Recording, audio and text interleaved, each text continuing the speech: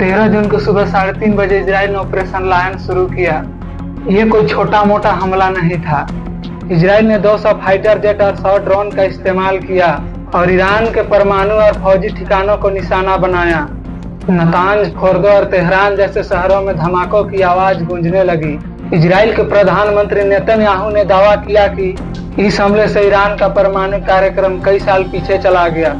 Netanyahu ने कहा, हमने ईरान को सबक सिखाया है और उसके परमाणु खतरे को कम किया है। इस हमले में ईरान के बड़े फौजी अधिकारी और परमाणु वैज्ञानिक मारे गए। इस हमले में 78 लोगों की जान गई, जिसमें 20 फौजी अधिकारी, 6 परमाणु वैज्ञानिक और आम लोग भी शामिल थे। नतांज का परमाणु केंद्र, जिसे ईरान का परमाणु कार्यक्रम का दिल भी कहा जाता है, इजराइल ने उसे भी पूरी तरह से ध्वस्त कर दिया है। इजराइल ने यह हमला अकेले किया या इसके पीछे अमेरिका की चाल थी? इजराइल के खुफिया एजेंसी मोसाद ने ईरान के अंदर ड्रोन फैक्ट्री बनाया था, जिसका इस्तेमाल इस हमले में किया गया। क्या ये सब अमेरिका के इशारे पर हो रहा है? इजराइल के इस हमले के बाद पूरी दुनिया में एक ही सवाल गूंज रहा है, क्या इसके पीछे अमेरिका का हाथ है? ईरान का दावा है कि बिना अमेरिका का इजराइल ऐसा हमला नहीं कर सकता, लेकिन अमेरिका ने कहा कि वो इस हमले में शामिल नहीं था। अमेरिकी विदेश मंत्री मार्को रूबियो ने कहा, इजराइल ने यह हमला अकेले किया है। हमारी प्राथमिकता मध्य पूर्व में अपने सैनिकों की सुरक्षा है। हालांकि अमेरिकी खुफिया एजेंसियों ने पहले ही संकेत दिया था इजराइल ने ईरान के परमाणु ठिकानों पर हमला कर सकता है।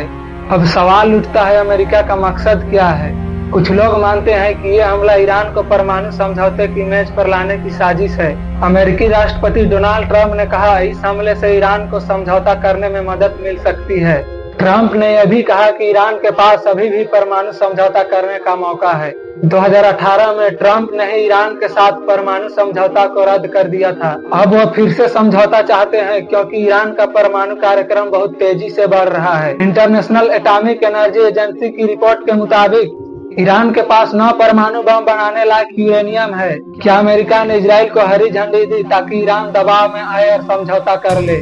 इजराइल के हमलों के कुछ ही घंटों बाद ईरान ने जवाबी कार्रवाई शुरू कर दी। ईरान ने इस ऑपरेशन का नाम ट्रू प्रॉमिस 3 रखा। ईरान ने इजराइल पर 200 से ज्यादा बैलिस्टिक मिसाइलें और 100 से ज्यादा ड्रोन दागे।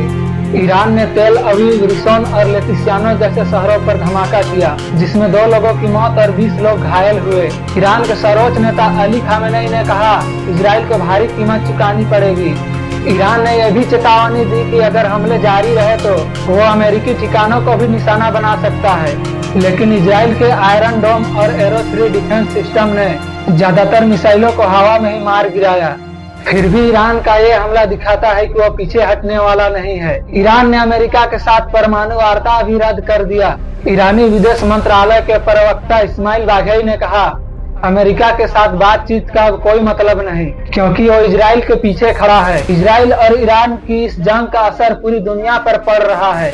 सऊदी अरब और लेबनान जैसे देशों ने इजराइल की इस हमले को बुराई की है। रूस और चीन ने भी ईरान का समर्थन किया है। अगर ये देश ईरान को सैनिक मदद करते हैं तो अमेरिका और नाटो के बीच टकराव हो सकता है। इस जंग से तेल की कीमतें भी बढ़ सकती है, क्योंकि मध्य पूर्व से पूरी दुनिया को तेल की सप्लाई मिलती है। भारत के लिए चिंता का विषय है, क्योंकि भारत अपनी 80% तेल का इंपोर्ट यहीं से करता है। भारत ने दोनों देशों से शांति की अपील की है। भारतीय विदेश मंत्रालय ने ईरान और इजराइल से संयम बरतने को कहा है। इजराइल और ईरान के इस युद्ध ने पूरी दुनिया को एक खतरनाक मोड़ पर लाकर खड़ा किया है। इजराइल का कहना है कि वो ईरान के परमाणु कार्यक्रम को पूरी तरह खत्म करना चाहता है। ईरान ने बड़े हमलों की चेतावनी दी है। क्या ये अमेरिका की रणनीति है जो ईरान को परमाणु समझौता के लिए मजबूर करना चाहता है? ट्रंप का कहना है इस हमले से समझौता आसान हो सकता है, लेकिन ईरान ने बातचीत से इनकार कर दिया है। आपको क्या लगता है, यह युद्ध रुकेगा या फिर आगे चलता रहेगा?